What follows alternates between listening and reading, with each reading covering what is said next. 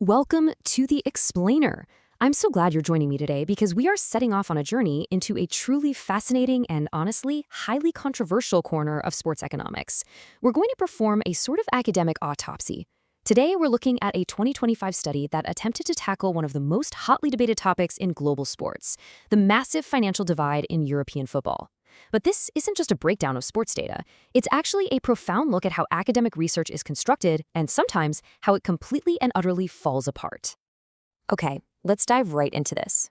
Just look at that massive, glaring red watermark. Retracted. This is the paper we're examining today. The Financial Divide in Football, published in the Open Journal of Business and Management by Mustafa Ahan. Before the ink was even dry on this 2025 publication, it was slapped with that retraction. Now, in the academic world, a retraction is basically the ultimate death sentence for a piece of research. It doesn't mean there was a simple typo, it means the publisher has fundamentally invalidated the entire work.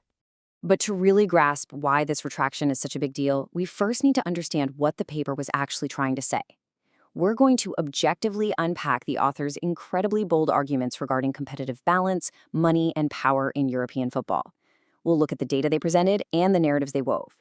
Then, once we've seen the foundation they built, we're going to pivot to the academic reality and reveal exactly how and why this study so spectacularly failed the test of academic integrity.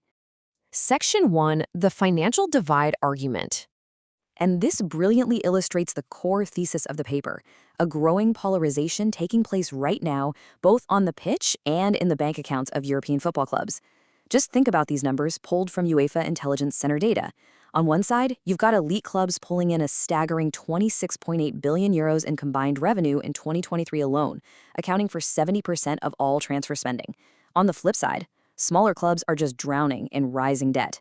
The paper argued that these smaller clubs have been forcefully pushed into the role of feeder teams, essentially existing just to develop young talent that will inevitably be snatched up by the wealthy elite, completely stunting the smaller clubs' long-term potential. To build this case, the author synthesized several major themes from existing sports economics literature. The study claimed that regulations like financial fair play, or FFP, are basically ineffective because massive clubs simply find loopholes to keep their dominance intact. It also pointed out that top clubs completely monopolize broadcasting revenues, smaller leagues suffer a severe brain drain by losing their best talent, and hyperinflation in the transfer market makes it literally mathematically impossible for mid-tier clubs to ever catch up. So these are the academic pillars the author used to set the stage for their own primary research. Section 2. Assessing fan perception. Now, what's really interesting here is how the fans actually feel. Moving beyond the macroeconomics, we see an overwhelming consensus. When presented with the statement that financial inequality makes football leagues less competitive, a combined 76.8% of the surveyed fans either agreed or strongly agreed.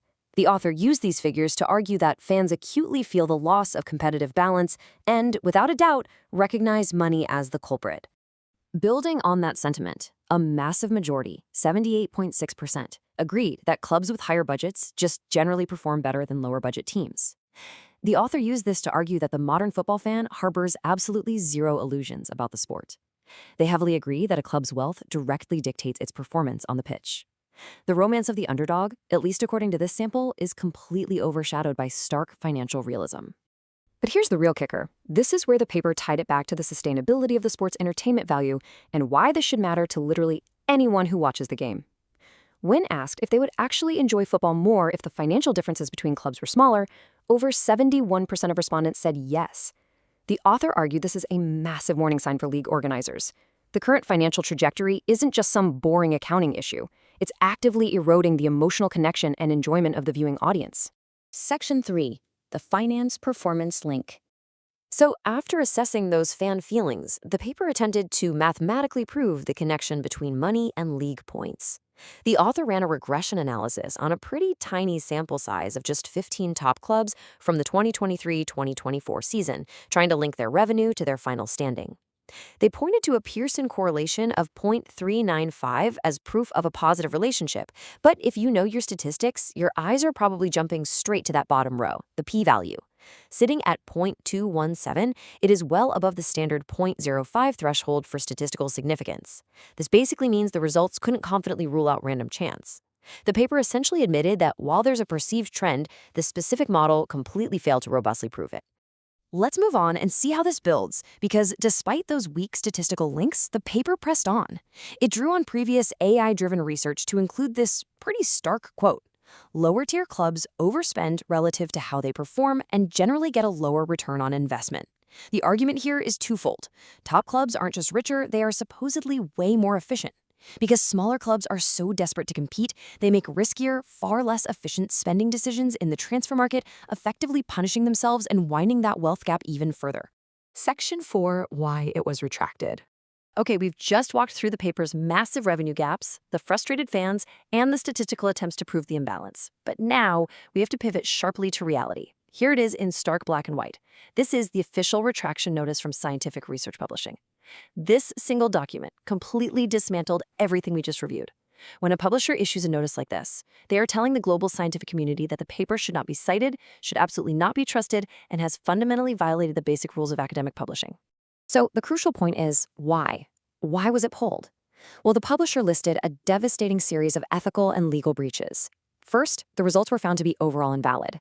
Second, there was a direct citation of academic misconduct by the author. Third, the paper committed copyright infringement. And fourth, there was a failure to disclose a major competing interest that was likely to influence interpretations or recommendations. This wasn't a simple calculation error, guys. This was a complete systemic failure of academic integrity across multiple fronts. And impartially speaking, even if we were to completely ignore the severe misconduct charges for a second, the paper contained its own fatal methodological flaws, which surprisingly it actually admitted to. The author acknowledged that relying on a convenient sample of 112 Reddit and Instagram users means the findings only really illustrate the perceptions of those specific respondents. It cannot and absolutely should not be used as a population-level estimate for the millions of European football fans globally. The foundation was remarkably fragile from the very start. Which brings us to a final, pretty provocative thought. The messenger here was undoubtedly flawed, and the study has been rightfully scrubbed from the academic record. But does the invalidation of this specific study actually change the reality of modern football's wealth gap? Does a retracted paper automatically mean that the financial disparity between elite clubs and smaller teams doesn't exist? We have to separate the flawed science from the observable reality of the sport, leaving us to wonder, how will future, sound research accurately measure the true cost of money in the beautiful game?